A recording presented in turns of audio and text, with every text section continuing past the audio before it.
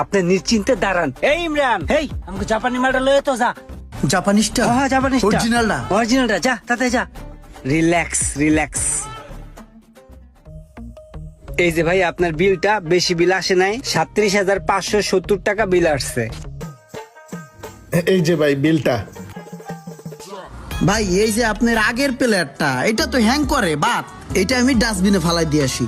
দাদা কাজ কাম করলাম, একটু বকশিস টকশিস দিয়ে দিয়েন। কিন্তু ভাই রিমোটটা যে প্রোগ্রাম করে দিয়েছেন, রিমোটটা ভালো করে কাজ করতেছে না, মিস করে বারবার। এই কি গাড়ি চাবির প্রোগ্রাম করছিস বেটা? রিমোট ঠিক মতো কাজ করে না?